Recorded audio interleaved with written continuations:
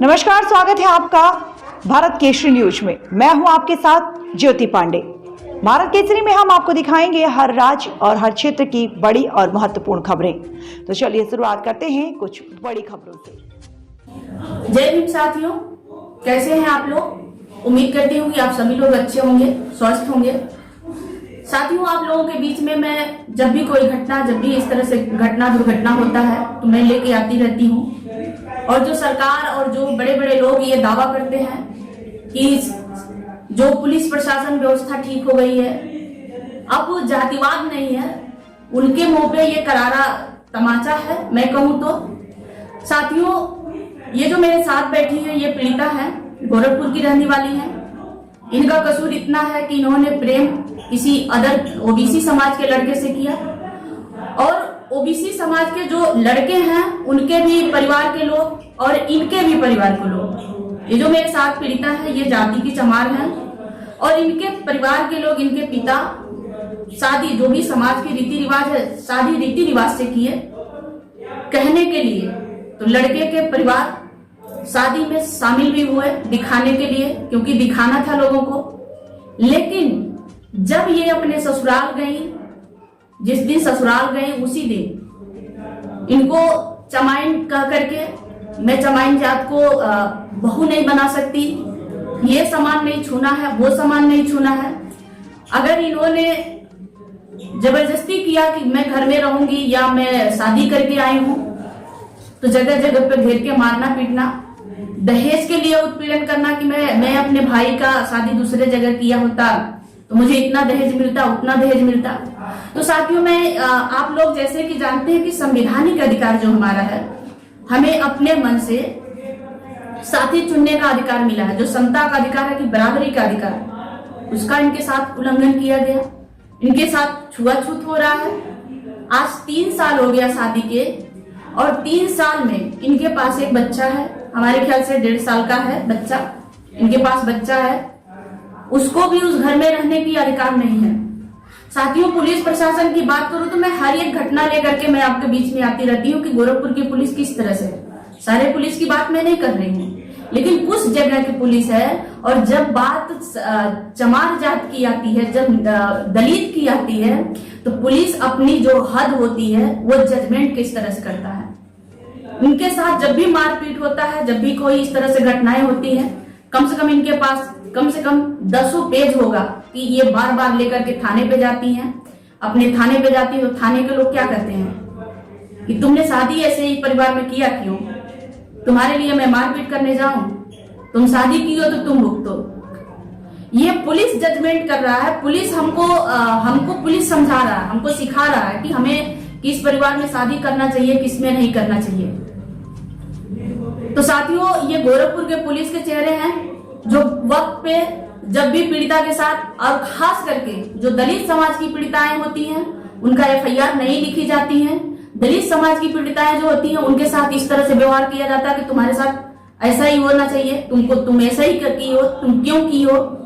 तो ये व्यवहार पुलिस कर रही है और जजमेंट कर रही है। अब पुलिस हमको सिखा रही है कि हम दलित हैं तो किसके साथ नहीं करना चाहिए।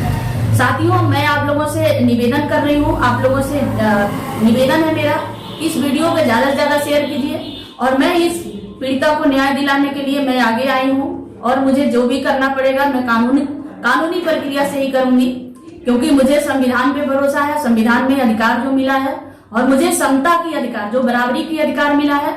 छुआछूत आप देखेंगे कि अनुच्छेद 17 में ही खत्म कर दिया गया है, लेकिन छुआछूत यहाँ बरकरार है। और जो लोग, उन लोगों के मुंह पे करारा तमाचा है जो कहते हैं कि जातिवाद खत्म हो गया है और SC/ST एक्ट का विरोध करते हैं, तो मैं उन लोगों से कहना चाह रही हूँ कि जो इस तरह से पीड़िता है, जो इस तरह से पीड़िता है, उनके लिए SC/ST एक्ट जरूरी है। क्यों जरूरी है? ये तुम्हारे लिए, तुम्हारे सोच पे ये करारा तमाचा है कि हम, ये ऐसा भी नहीं है कि ये पढ़ी लिखी नहीं है, ये पोस्ट ग्रेजुएट भी है, ये बीटेक का तैयारी भी कर रही है, ये अच्छी पढ़ी लिखी महिला है, अपने सोच समझ करके सब कुछ कर रही है। और मैं जो इनके पति हैं ओबीसी हैं तो ओबीसी समाज के, लेकिन मैं उनको बहुत बहुत धन्यवाद भी देती हूँ कि अगर ऐसा साथी हो तो किसी के साथ भी हम कहीं भी रह सकते हैं, हमारी महिलाएं सुरक्षित हैं, क्योंकि इनके जो साथी हैं वो बहुत ही अच्छे हैं। वो इनको सम्मान दिलाने के लिए वो कहते हैं कि पत्नी है मेरी, हमारी शादी हो गई, तो उनको सम्मान दिलाने के लिए इनके साथ कदम से कदम मिला के खड़े हैं। तो साथियों, आप लोगों से मेरा निवेदन है कि इस वीडियो को ज्यादा से ज्यादा शेयर कीजिए और उन लोगों के तक पहुंचाइए कि इस पीड़िता को मैं न्याय दिला सकूं। जय भीम, जय संविधान। आप कहाँ से हैं? जी मैडम, मैं गोरखपुर से हूँ। क्या प्रॉब्लम है? जी मेरे प्रॉब्लम यही है कि मेरे ससुराल वाले मुझे बहुत प्रताड़ित कर रहे हैं। जब से मैं शादी की हूँ, मैं जात की चमार हूँ और मैं ओबीसी कास्ट में शादी की हूँ। शादी जब हुई तब तो सब लोग, पूरे परिवार के लोग दिखावे के लिए शामिल तो हो गए शादी में, लेकिन घर से हमारी शादी नहीं हुई, हमको किराए से ही शादी करनी पड़ी। किराया में रहते रहते जब लॉकडाउन आ गया तो हम बोले कि नहीं, हमको घर जाना है। अब लॉकडाउन में हम किराया नहीं भर पा रहे हैं। जब घर जाने की सोचे तो लोग घर में हमको जाने नहीं दिए।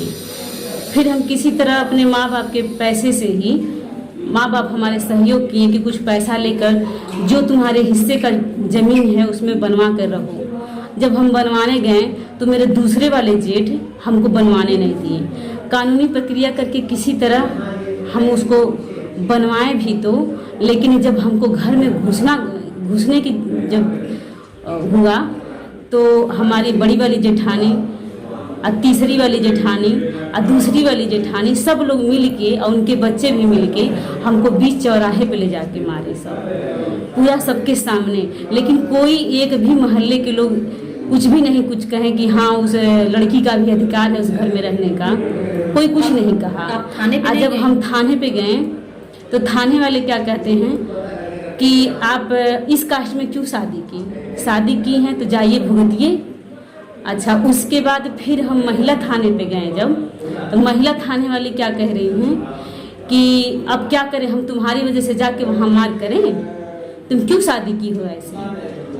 तो आप क्या चाहती हैं? मैडम, मैं यही चाहती हूँ कि हमको न्याय मिले।